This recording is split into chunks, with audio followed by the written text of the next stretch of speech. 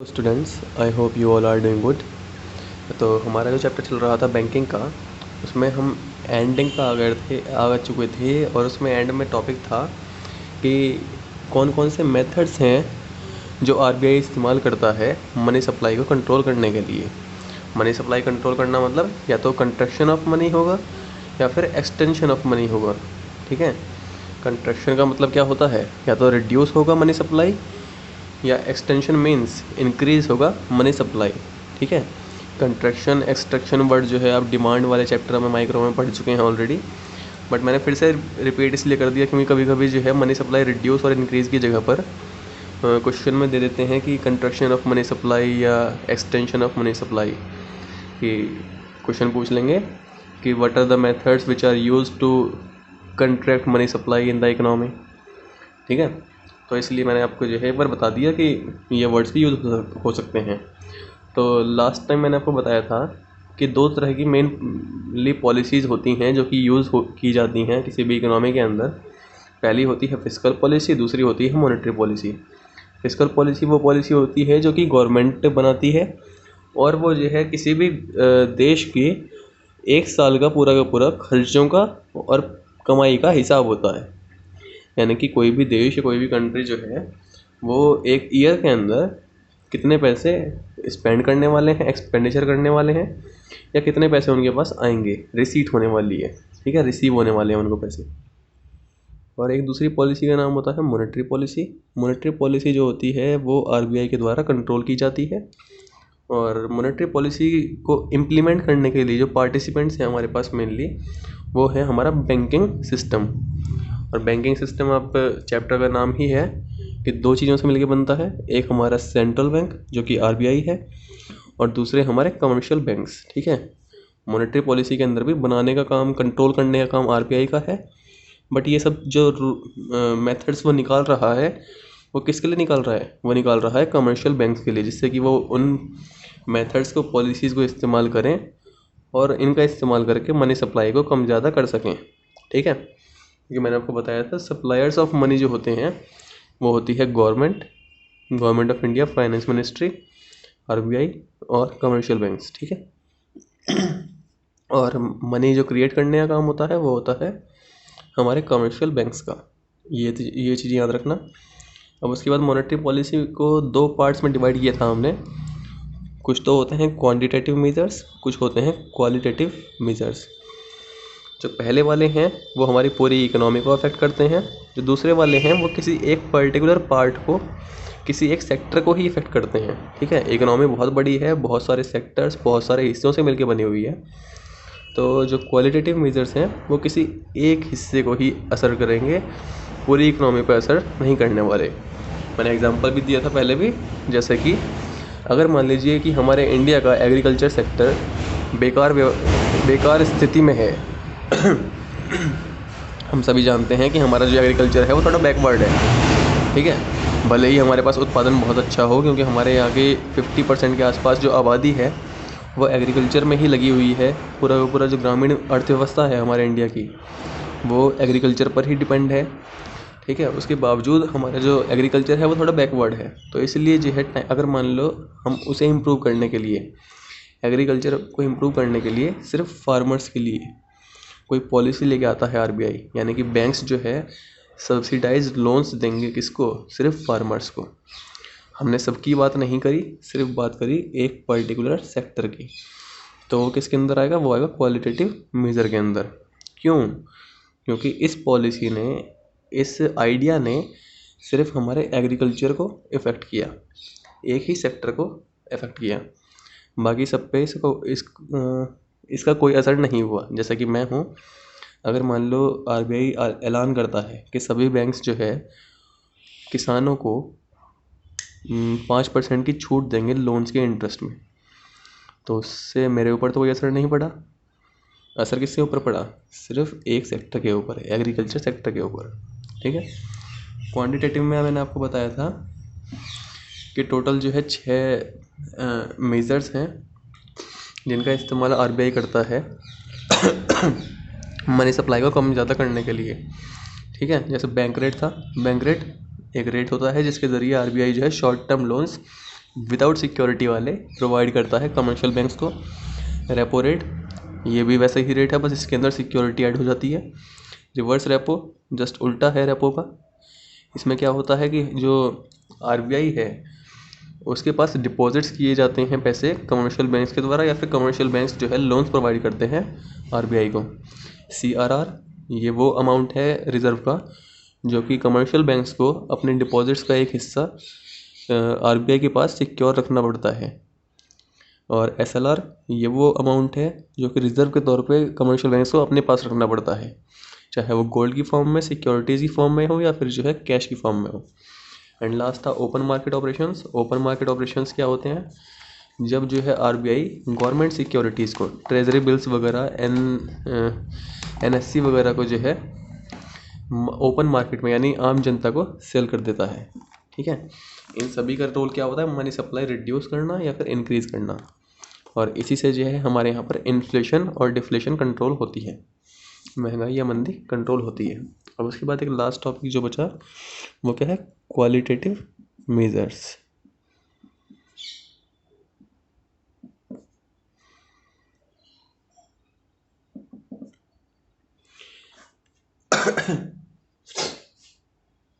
मैं जैसा कि आपको पहले ही बता चुका हूँ, क्वालिटेटिव मेजर्स क्या होते हैं? That affect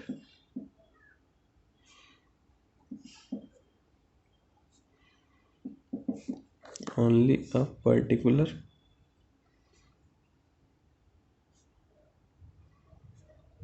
sector of an economy, जो सिर्फ एक ही सेक्टर को अफेक्ट करते हैं वो होते हैं क्वालिटेटिव मेजर्स। अब इसमें पहला आता है, वो आता है मार्जिन रिक्वायरमेंट।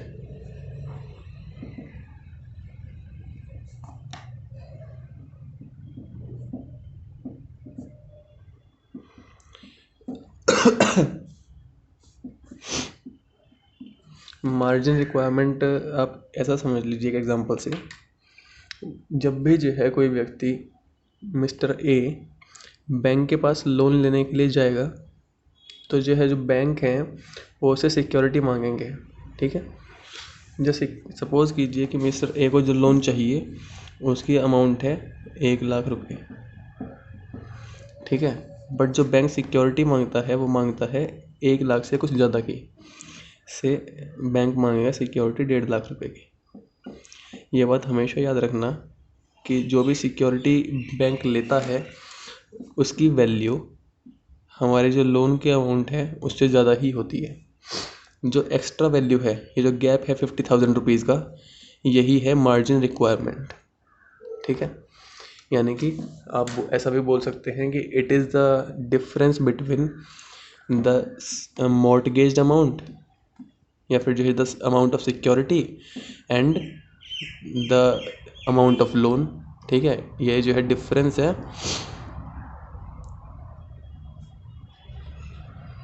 बिटवीन कोलेट्रल बोल सकते हैं हम सिक्योरिटी की जगह, कोलेट्रल, और चलो सिक्योरिटी में लिख ही देते हैं, कोलेट्रल और security and the loan amount. ठीक है, यानी कि हमारा जो है जो लोन है उसकी वैल्यू तो 1,00,000 रुपीज़ थी, बट हमने जो है हमसे बैंक ने सिक्योरिटी के तौर पे 1.5 लाख रुपए की प्रॉपर्टी जब्त कर मतलब मांग ली। ठीक है, कि इतना रुपए आपको गिरवी रखने पड़ेंगे। तो ये जो गैप है, जो डिफरेंस है, यही होता है मार्जिन रिक्वायरमेंट्स। ठीक है, अब जो है ये क्वालिटेटिव मेजर कैसे है? क्योंकि जो है किसी एक सेक्टर के लिए जो आरबीआई है वो बैंक्स को गाइडलाइंस प्रोवाइड कर सकता है कि आप इस सेक्टर के लोगों से मार्जिन रिक्वायरमेंट कम कर दीजिए या फिर ज़्यादा कर दीजिए। जैसे कि अगर मान लीजिए हमारी गवर्नमेंट या आरबीआई चाहता है कि हम अपने सेकेंडरी सेक्टर के अंदर मनी सप्लाई इंक्रीज़ कर दें। 3 सेक्टर्स हैं, प्राइमरी, सेकेंडरी, टर्शरी। एग्जांपल दे रहा हूँ बस। अगर मान लो कि आरबीआई ने चाहा कि हम सेकेंडरी सेक्टर के अंदर मनी सप्लाई बढ़ा दें, तो वो जो है मार्जिन रिक्वायरमेंट को सेकेंडरी सेक्टर के अंदर रिड्यूस कर देंगे। इससे क्या होगा? देखिए, नॉर्मली अगर मान लो मार्जिन रिक्वायरमेंट ज़्यादा होती है तो लोग जो है लोन्स कम लेते हैं या ले पाते हैं, ठीक है। और अगर मान लो मार्जिन रिक्वायरमेंट कम होती है, यानी कि अगर मान लो यहाँ पे 1-2 हज़ार का डिफरेंस हो, तो हर कोई जो है लोन ले सकेगा या फिर जो है लेने की इच्छा करेगा, ठीक है। तो इसलिए अगर मान लो आरबीआई को लगता है कि हमें सेकेंडरी सेक्टर के अंदर मनी सप्लाई इंक्रीज़ करना है, तो वो जो है बैंक्स को एक गाइडलाइन प्रोवाइड करेगा। वो कहेगा कि जो भी सेकेंडरी सेक्टर से जुड़ा हुआ इंसान है उसको आप जब भी लोन दें तो मार्जिन रिक्वायरमेंट वहाँ पे कम से कम रखें।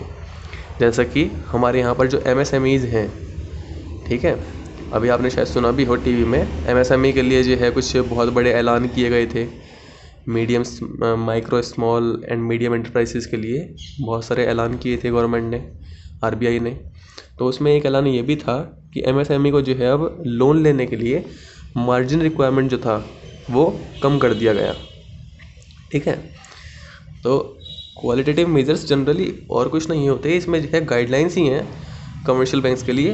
बट आरबीआई जो है किसी एक सेक्टर में मनी सप्लाई को इंक्रीज़ या रिड्यूस करना चाहता है या डिक्रीज़ करना चाहता है, ठीक है। तो मार्जिन रिक्वायरमेंट होती है difference between the collateral and the loan amount, और इसके ज़रिए अगर जिस भी सेक्टर में हमारे आरबीआई को मनी सप्लाई बढ़ाना है, फ्लो बढ़ाना है मनी का, वो उसी सेक्टर के लिए कमर्शियल बैंक्स को गाइडलाइंस प्रोवाइड करेगा कि आप जो है इस सेक्टर में मार्जिन रिक्वायरमेंट या तो बढ़ा दीजिए या घटा दीजिए, ठीक है। दूसरा है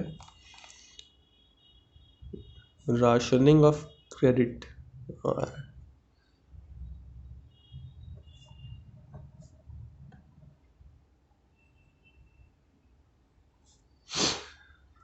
राशनिंग ऑफ क्रेडिट बहुत सिंपल टर्म है। राशन सभी ने सुना होगा वर्ड।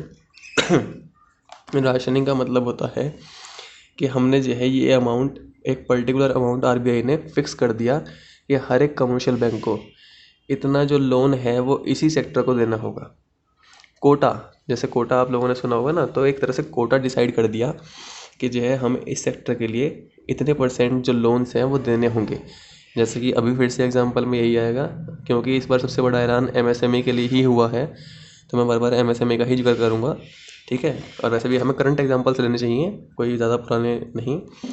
तो अभी जो है आरबीआई ने एक ऐलान किया कि हम जो है इतने लाख करोड़ रुपए के या इतने हज़ार करोड़ रुपए के जो लोन्स हैं वो सिर्फ इसी सेक्टर को देने वाले हैं, MSME को ही। यानी कि हमने जो है कोटा डिसाइड कर दिया कि बैंक्स जितने भी लोन्स देंगे 100% लोन्स में से जो है 20% लोन्स वो इस पर्टिकुलर सेक्टर को ही देने वाले हैं। तो इससे क्या होगा, बैंक्स जब ये गाइडलाइन मिल जाएगी तो वो कैसे भी करके, यानी कि मार्जिन रिक्वायरमेंट कम करेंगे, इंटरेस्ट रेट कम करेंगे या कुछ और भी करेंगे, उसके ज़रिए जो है उस सेक्टर के अंदर ही मनी सप्लाई को इंक्रीज़ करेंगे। अल्टीमेटली देखो करना क्या है, हम मॉनेटरी पॉलिसी का मतलब ही होता है मनी सप्लाई को कम ज़्यादा करना। बस फ़र्क इतना सा है कि क्वालिटेटिव मेजर्स जो है किसी एक सेक्टर के अंदर मनी सप्लाई कम या ज़्यादा कर रहे होंगे। राशनिंग ऑफ क्रेडिट का मतलब defining quotas for various sectors to control the flow of credit। सारी बात लोन से जुड़ी हुई है, क्योंकि हर सेक्टर को, हर बिजनेसमैन को जो है अपना बिजनेस करने के लिए लोन्स की आवश्यकता पड़ती है। या बाकी आप जो लोन्स वर्ड यूज़ ना करें तो भी चल जाएगा। आपने सुना हुआ है कि लैंड, लेबर, कैपिटल, एंटरप्रेन्योरशिप, तो वो जो कैपिटल का अमाउंट है वो जनरली ऐसे अज्यूम होता है कि हर बिजनेसमैन जो है अगर उसके पास कैपिटल होगी, कैपिटल मीन्स अगर उसको जो है आराम से पैसे मिल पाएंगे कहीं से, और कहीं से का जो आजकल का एक ऑप्शन है वो बैंक है। अच्छा, ठीक है, अगर बैंक्स जो है उनको लोन्स इजीली पहुंचाएगा तो वो जो है अपना बिजनेस को आराम से कर सकते हैं, ठीक है। हर डेवलप्ड कंट्री के अंदर यही सिस्टम है। ऐसा कोई अमीर आदमी खुद से नहीं होता कि जो है वो बिज़नेस स्टार्ट कर लेगा, ठीक है। छोटे मोटे बिज़नेस की बात अलग होती है, बट फिर भी जो है लोन्स की अगर हेल्प मिल जाए तो वो अपने बिज़नेस को बढ़ा सकते हैं, ठीक है। आप छोटे बड़े बिज़नेस किसी की भी बात कर सकते हैं। जो बहुत गरीब व्यक्ति है उसको भी लोन्स की आवश्यकता पड़ सकती है, जो बहुत अमीर है उसको भी पड़ सकती है, ठीक है। यहाँ पर ऐसा कुछ नहीं है कि लोन लेना मतलब बेकार चीज़ है, ठीक है। और जो है लोन्स के ज़रिए ही उस सेक्टर के अंदर मनी सप्लाई इंक्रीज़ या डिक्रीज़ की जाती है, ये भी याद रखना। एक थर्ड लास्ट पॉइंट है इमोरल शोजन, शोजन बोलते हैं वैसे, आप चाहे शोषण बोल सकते हैं, बट होता स्वजन है, SUASION, अजीब सा वर्ड है स्वजन। स्वजन का मतलब होता है किसी को सहमत करना, किसी को जो है राजी कर लेना। मॉरल तो आप जानते हैं नैतिक, ठीक है। तो जो है मॉरल स्वजन का मतलब क्या है, ये जो है बस एक सिंपल आप बोल सकते हैं कि गाइडलाइन है जो कि हमारा RBI कमर्शियल बैंक्स को दे रहा है। उनको कह रहा है कि अपनी नैतिक जिम्मेदारियां निभाइए। नैतिक जिम्मेदारी निभाने का मतलब क्या है कि यदि हमने जो है कोई मार्जिन रिक्वायरमेंट रिड्यूस कर दी है किसी सेक्टर के लिए, तो कमर्शियल बैंक्स उस बात को फॉलो कर लें। आपने देखा होगा कि बहुत सारी जो है पॉलिसीज़ हमारी गवर्नमेंट या RBI लेके आती है, बट जो कमर्शियल बैंक्स हैं वो उनको फॉलो नहीं करते। जैसे कि एक आपने शायद सुना हो, डूडा नाम की होती है, यानी गरीब लोगों के लिए या फिर जो कोई बहुत अपने स्मॉल स्केल पे बिजनेस स्टार्ट करना चाहते हैं लोग, उनके लिए एक व्यवस्था है कि यदि वे 2.5 लाख रुपए का लोन लेंगे तो उनको जो है 2 साल तक या तो कोई इंटरेस्ट पे नहीं करना पड़ेगा उसके ऊपर, या फिर 2.5 लाख में से उनको जो है सिर्फ 2 लाख रुपए ही वापस करने पड़ेंगे। और वो भी सिक्योरिटी उसकी कुछ नहीं होती, बस आपको जो है अपने पास से मतलब दिखाना होता है कि मैं बिज़नेस करने वाला हूँ, मेरा विज़न क्या है, इस तरह का। गरीब लोगों के लिए वो, ठीक है, जिसका पहले से कोई बिज़नेस ना हो, पहले से कोई नौकरी ना हो जिसके पास, उसके लिए होता है। बट जो कमर्शियल बैंक्स हैं वो क्या करते हैं कि ये वाले लोन्स प्रोवाइड ही नहीं करते लोगों को, या फिर अगर देते भी हैं तो उसमें जो है 2.5 लाख के बदले में 2.5 लाख रुपए ही मांगेंगे, जबकि गवर्नमेंट क्या कहती है कि 2.5 के बदले में 2 लाख रुपए वापस लेने चाहिए। 50,000 रुपीज़ का बेनिफिट होना चाहिए कस्टमर को, ठीक है। तो इसके लिए जो है RBI टाइम टाइम पे कमर्शियल बैंक्स के ऊपर जो है एक प्रेशर बनाता रहता है। प्रेशर कैसा, मॉरल प्रेशर। इसका एक और मतलब होता है, वो होता है दबाव। तो एक नैतिक दबाव जो है वो कमर्शियल बैंक्स के ऊपर बनाता है, मतलब समझाने के स्टाइल में कि आप जो है पॉलिसीज़ का, गाइडलाइंस का प्रॉपरली पालन करें, अदरवाइज़ जो है हो सकता है कि हमें आपके ऊपर कार्रवाई करनी पड़ जाए। तो जब भी इन्फ्लेशन या डिफ्लेशन होता है, या फिर जो है कोई एक सेक्टर, जैसा भी मंदी का दौर चल रहा है, तो हमारे जो कुछ सेक्टर्स ऐसे हैं जो बहुत बेकार स्थिति में पहुंच चुके, तो इस समय RBI जो है एक नैतिक दबाव बना सकता है बैंक्स के ऊपर कि आप उस सेक्टर के लोगों की विशेषकर हेल्प करें। अब जैसे कि सेक्टर्स हम कह सकते हैं, इस टाइम बिजनेसमैन को सबसे ज़्यादा घाटा है, जितने भी फैक्ट्री मालिक हैं उनको सबसे ज़्यादा घाटा है। देखो, किसानों के ऊपर कोई ख़ास फ़र्क नहीं पड़ा कोरोना का, ठीक है।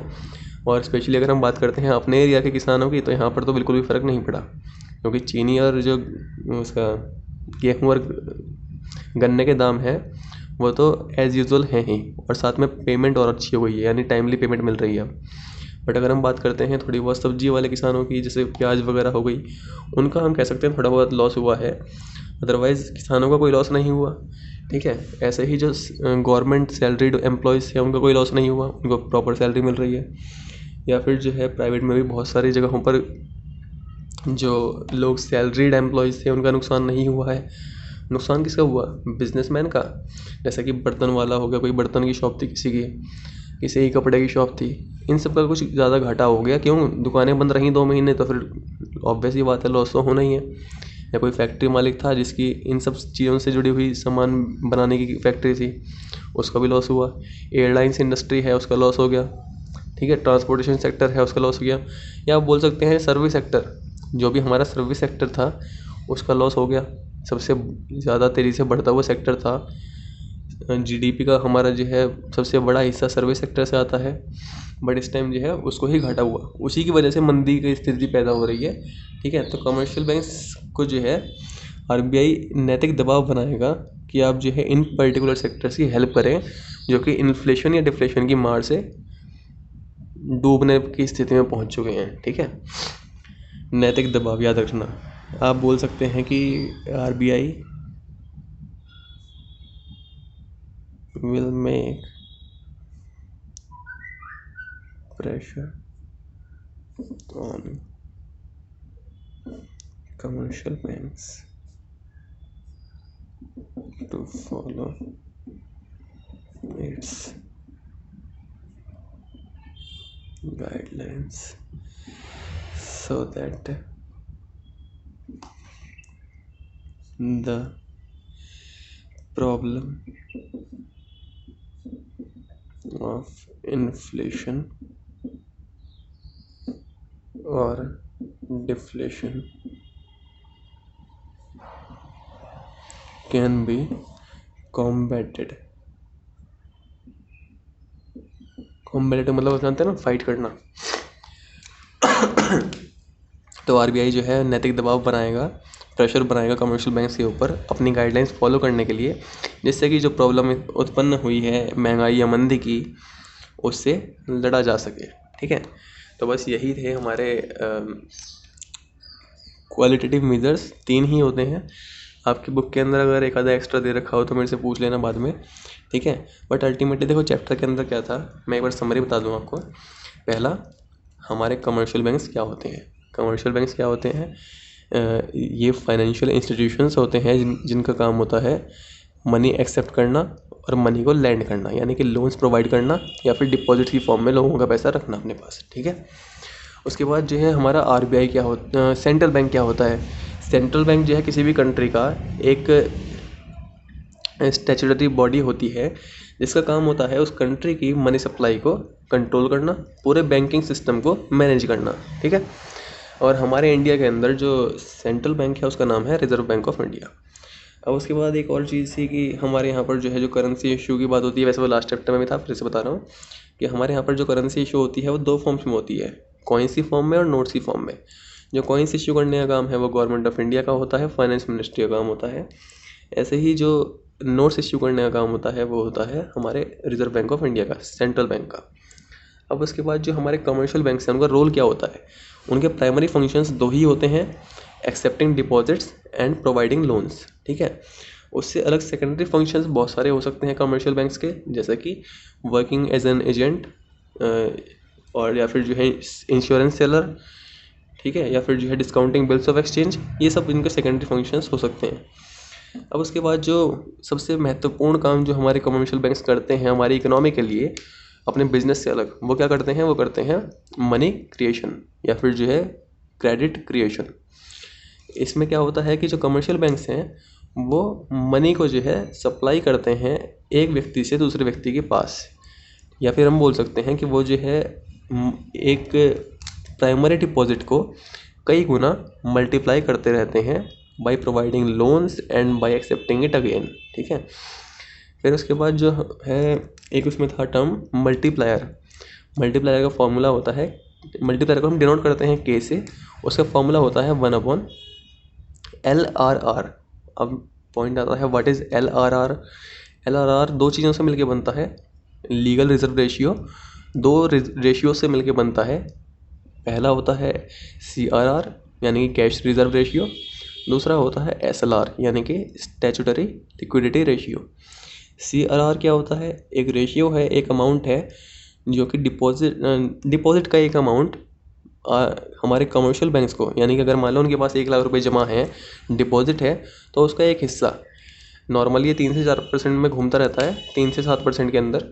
ठीक है, तो सपोज़ कीजिए 3% है हमारा CRR, तो यानी कि 1 लाख का एक हिस्सा 3000 रुपये कमर्शियल बैंक्स को जो है आरबीआई के पास एज अ रिज़र्व रखना होगा। ठीक है, ये हमारा जो है आरबीआई एक्ट कहता है, हमारा बैंकिंग सिस्टम ये बात कहता है। दूसरा एक SLR यानी कि लिक्विडिटी रेशियो। देखो कमर्शियल बैंक्स अगर मान लो सारा ही पैसा जो है लैंड कर देंगे, थोड़ा सा पैसा वो आरबीआई को दे देंगे, तो अगर मान लो वो व्यक्ति हाथ के हाथ पैसे अपने वापस मांगने आ गया, तब क्या करेंगे भाई, मना तो नहीं कर सकते। तो उस केस में जो है SLR यानी कि लिक्विडिटी बनाए रखने के लिए, जिससे कि हर टाइम हमारे कमर्शियल बैंक के पास कुछ अमाउंट अवेलेबल हो लोगों को प्रोवाइड करने के लिए, उनके जो विड्रॉल्स हैं उनको मैच करने के लिए, इसके लिए वो जो है SLR यानी लिक्विड की फॉर्म में, लिक्विड एसेट्स की फॉर्म में। लिक्विड एसेट्स कौन कौन सी होती हैं, सबसे बड़ी होती है कैश, ऑब्वियस सी बात है। दूसरी होती है गोल्ड। गोल्ड जो है एक ऐसी लिक्विड एसेट है जो हमेशा काम करती है, बहुत लंबे समय से करती आ रही है। देखो करेंसी डूब जाए फ़र्क नहीं पड़ता, करेंसी चलनी बंद हो जाए, नोटबंदी के बाद हमारी करेंसी चलनी बंद हो जाए, बट जो गोल्ड है वो तब भी काम करता रहेगा।